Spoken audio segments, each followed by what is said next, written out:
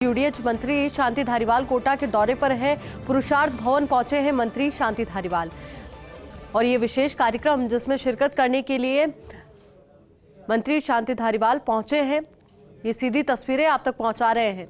Association के प्रस्तावित auditorium भवन का शिलान्यास किया है। द एसएसआई एसोसिएशन की डिजिटल डायरी का भी लोकार्पण हुआ है। फर्स्ट इंडिया ये सुपर एक्सक्लूसिव तस्वीरें आप तक पहुंचा रहा है। अपने आप में बेहद महत्वपूर्ण और बेहद खास ये पूरा कार्यक्रम हो जाता है और यूडीएच मंत्री शांति धारीवाल कोटा के दौरे पर हैं। विभिन्न कार्यक्रमों में वो हिस्सा ले रहे हैं और साथ ही ये उनकी खासियत भी रहती है कि जब भी वो कोटा के दौरे पर होते हैं, सामाजिक सरोकार से जुड़े कार्यक्रम हो या फिर विकास कार्यों का जायजा लेना हो, वो हमेशा आगे नजर आते हैं और यही वजह है कि आज भी वो एक विशेष कार्यक्रम में शिरकत करने के लिए पहुंचे हैं। पुरुषार्थ भवन पहुंचे हैं मंत्री Shanti Dhariwal. The SSI association के कार्यक्रम में शरीक हो रहे हैं। एसोसिएशन के प्रस्तावित ऑडिटोरियम भवन का उन्होंने शिलान्यास किया है। साथ ही द एसएसआई एसोसिएशन की डिजिटल डायरी का भी लोकार्पण हुआ है। फर्स्ट इंडिया लगातार ये सुपर एक्सक्लूसिव तस्वीरें आप तक पहुंचा रहा है। यूडीएच मंत्री शांति धारीवाल के कोटा दौरे की तस्वीरें हैं। पुरुषार्थ भवन पहुंचे हैं मंत्री Shanti Dhariwal. The SSI association के कार्यक्रम में वो शरीक हो रहे हैं। एसोसिएशन के प्रस्तावित ऑडिटोरियम भवन का उन्होंने शिलान्यास किया है। द एसएसआई एसोसिएशन की डिजिटल डायरी का भी लोकार्पण हुआ है।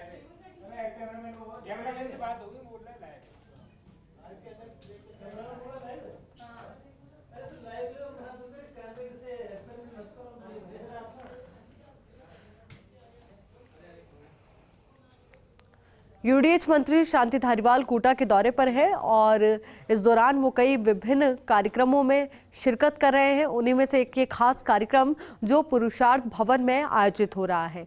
द एसएसआई एसोसिएशन का एक कार्यक्रम है जिसमें शिरकत करने के लिए यूडीएच मंत्री पहुंचे हैं।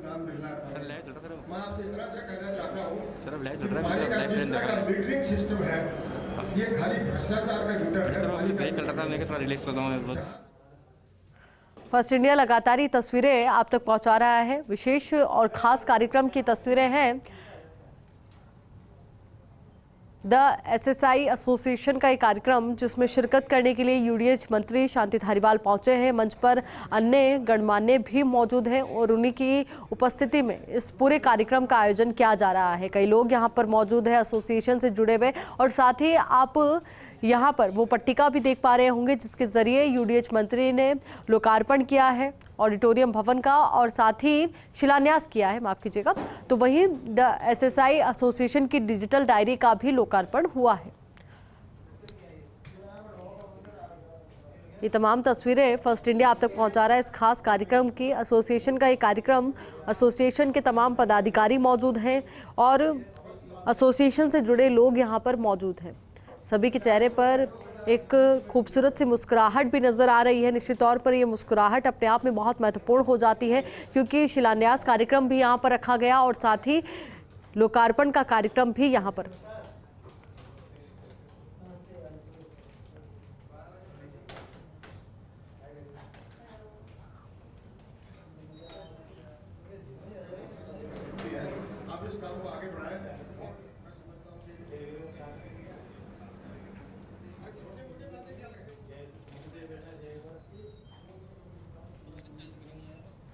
अब इसी को लेकर ज़्यादा जानकारी के साथ हमारे सहयोगी भंवर एस चारण भी हमारे साथ जुड़ चुके हैं, पर शायद यहाँ पर मंत्री का संबोधन शुरू होने वाला है, उसको लेकर जानकारी ले लेते हैं भंवर से।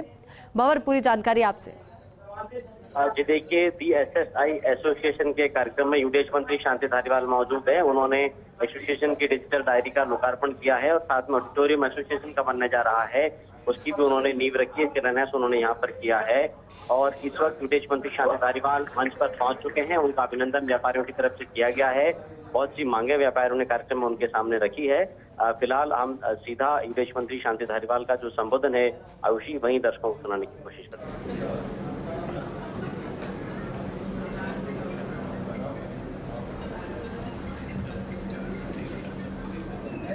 एसोसिएशन के क्या कहें उनको, संस्थापक तो है ही। अब मैं तो ये समझता हूँ कि बीज डालने वाला आदमी जो होता है वो मंच पर विराजमान है, गुरु साहब मित्तल,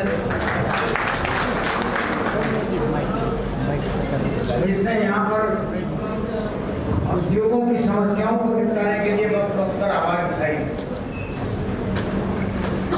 और कई समस्याओं को अपने तर्कों से उनको हल भी करवाया। एसोसिएशन के अध्यक्ष भाई जम्मू कुमार जी जैन और सेक्रेटरी मनीष जी साहब महेश्वरी तथा कार्यकारिणी के सभी सदस्यगण मंच पर जो विराजमान हैं, मगर ये आपके व्यापार मंडल के सेक्रेटरी महामंत्री अशोक महेश्वरी साहब,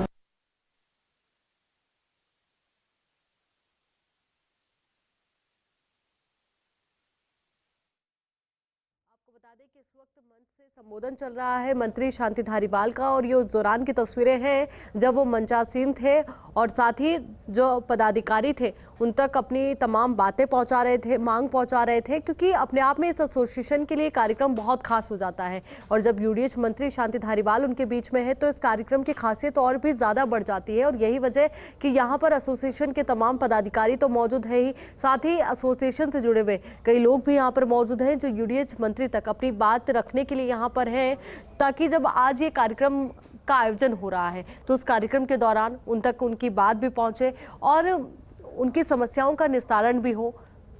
उनको अपने बीच में पाकर सभी लोग अपने आप में प्रसन्न भी होंगे, खुश भी होंगे, क्योंकि उनके आने के साथ ही जिस तरीके से कोटा में लगातार विकास कार्य लगातार जारी है, तो वहीं दूसरी ओर आम लोगों में भी एक विश्वास है कि उनका कोई जनप्रतिनिधि है जो उनकी बातों को उठाने के लिए, उनकी मांगों को उठाने के लिए हमेशा तैयार है। और ये तस्वीरें उस दौरान की जब मंचासीन थे मंत्री शांति धारीवाल और संबोधन के दौरान क्या कुछ कह रहे हैं, जरा सुनिए। वो बात वाले कितनी मानते हैं कितनी नहीं मानते मेरी सिफारिशों को, ये एक अलग किस्सा है, लेकिन मैं इनको जस्टिफाई मानता हूँ। करीब सब जो बात आपने उठाई, जैसा ड्यूटी टैक्स पे एग्जेम्प्टेड था,